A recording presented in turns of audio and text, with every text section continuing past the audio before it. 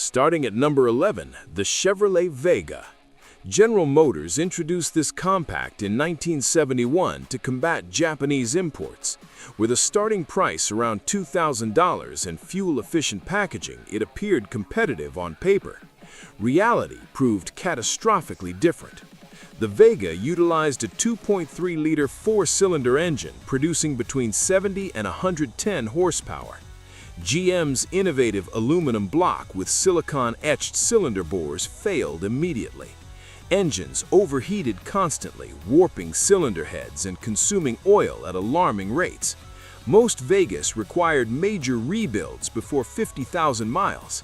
Rust appeared within 2 years despite corrosion protection claims, with fenders deteriorating while still under warranty. Consumer Reports labeled it among the worst vehicles ever tested, damaging GM's small car credibility for decades. Number 10. The AMC Pacer. American Motors marketed this as the first wide small car, featuring distinctive bubble-shaped glass and unconventional proportions. The base 3.8-liter inline-six generated just 100 horsepower for a vehicle exceeding 3,000 pounds. Optional engines included a 4.2-liter six with 120 horsepower and a 5.0-liter V8 producing 140 horsepower.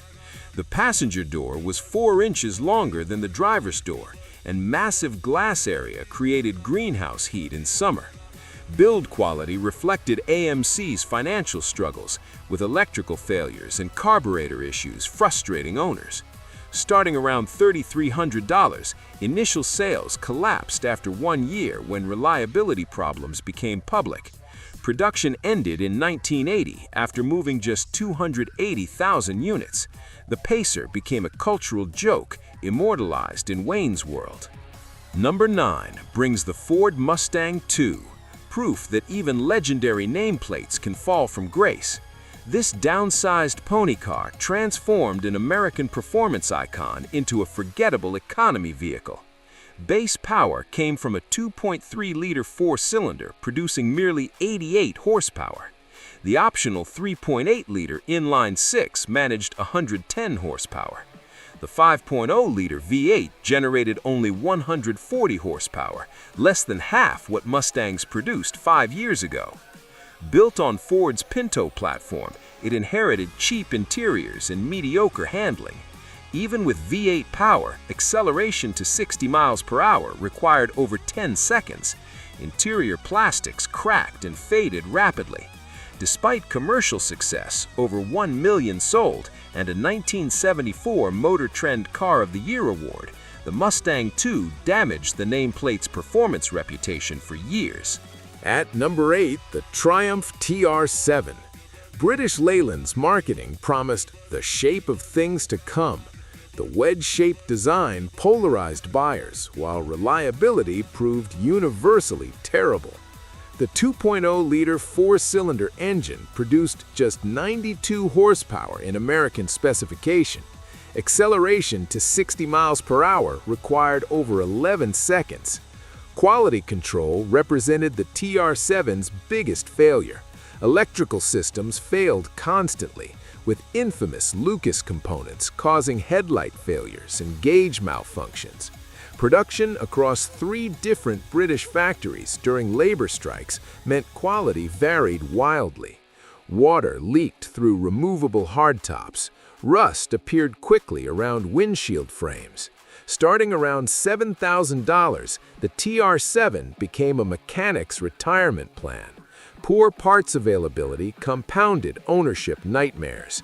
The TR7 helped destroy the British sports car industry in America. Coming in at number 7, the Ford Pinto. Beyond the infamous safety scandal, this compact represented mediocrity in every aspect. The base 1.6-liter four-cylinder generated 75 horsepower, with optional engines ranging to a 105-horsepower 2.8-liter V6. The fuel tank mounted behind the rear axle with minimal protection proved catastrophic. Rear-end collisions above 25 miles per hour could rupture the tank and ignite fires. Ford's internal analysis concluded lawsuits would cost less than recalls, becoming one of corporate America's most notorious ethics failures. The Pinto featured hard plastic interiors that developed rattles immediately. Rust appeared within 2 years. Handling was mediocre with choppy ride quality. Despite starting around $2,000 and selling over 3 million units, the safety scandal destroyed Ford's reputation. The Pinto name became synonymous with corporate negligence. At number 6, the mid-1970s Chevrolet Chevelle. Early Chevelles were muscle car legends, but by 1975, emissions regulations neutered this once powerful machine.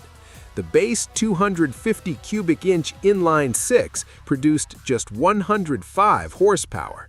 The 305 cubic inch V8 managed 145 horsepower. Even the 452 cubic inch V8 generated only 215 horsepower, less than half its 1970 output. Primitive emissions control systems created constant problems. EGR valves clogged regularly, and carburetor tuning ran so lean that engines stumbled under acceleration. Despite anemic power, fuel economy remained terrible. Interior quality declined through cost cutting. Cheaper plastics and thinner upholstery replaced better materials. Priced between $3,500 and $5,000, these Chevelles sold moderately well, but disappointed anyone remembering the nameplate's glory days. At number 5, the Plymouth Volare. Chrysler launched the Volare in 1976, replacing the reliable Valiant, somehow creating something significantly worse. Engine options included a 225 cubic inch slant 6 producing 100 horsepower, a 318 cubic inch V8 with 150 horsepower, and a 360 cubic inch V8 generating 175 horsepower. Catastrophic rust was the main problem. Volares rusted faster than nearly any contemporary vehicle. Fenders rusted completely through within 2 years, with corrosion spreading rapidly. Front suspension design proved fatally flawed, with bushings wearing out quickly. Many cars needed complete rebuilds before 30,000 miles. Chronic stalling plagued engines at stoplights and during highway merging. Despite multiple recalls, Chrysler never fully resolved the issue. Motor Trend's 1976 Car of the Year award aged as poorly as the cars themselves. At number 4, the Chevrolet Monza. GM's attempt to create a sporty subcompact based on the terrible Vega platform. The base 2.3-liter four-cylinder produced 87 horsepower. Optional engines included a 3.8-liter V6 with 110 horsepower and 5.0-liter V8 generating 145 horsepower. On V8 models, changing spark plugs required lifting or removing the engine. Rear plugs were totally inaccessible. Routine maintenance demanded engine removal. The Monza inherited Vega rust problems. Within 3 years, corrosion appeared around wheel arches and door bottoms. Handling disappointed despite sporty pretensions. Interior quality matched typical GM cheapness: hard plastics, thin padding, flimsy controls. Optional T-top roofs leaked water and air constantly. Starting around $3,500, reliability nightmares scared buyers away. The Monza represents peak 1970s failure. At number 3, the early Chevrolet Corvair. GM's ambitious rear-engined economy car became synonymous with automotive controversy. The air-cooled flat six displaced 140 cubic inches initially, producing 80 horsepower. Despite innovative engineering, GM's cost-cutting created serious problems. The swing-axle rear suspension, combined with 60 to 63% rearward weight bias, made the car prone to severe oversteer.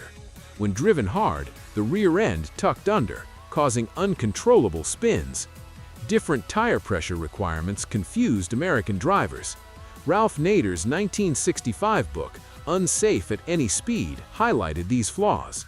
GM faced over 100 accident-related lawsuits. The cooling fan belt popped off regularly, causing engine overheating. Second-generation 1965 models improved suspension, but damage was done. Sales plummeted, and production ended in 1969. Our runner-up at number 2 is the Amphicar Model 770. This West German amphibious vehicle promised revolutionary transportation, combining car and boat capabilities. The rear-mounted 1147cc Triumph Herald inline-4 produced 43 horsepower. The vehicle weighed over 2,400 pounds. Here's the critical flaw: the Amphicar wasn't particularly watertight. Flotation depended entirely on whether the bilge pump kept pace with water leakage. If the pump failed, the Amphicar sank. Time magazine called it a vehicle that promised to revolutionize drowning. On land, narrow tires and high ground clearance resulted in poor handling. Acceleration to 60 miles per hour required over 21 seconds. After each water outing, owners greased 13 different points. Only 3,878 were built, with fewer than 600 remaining seaworthy today.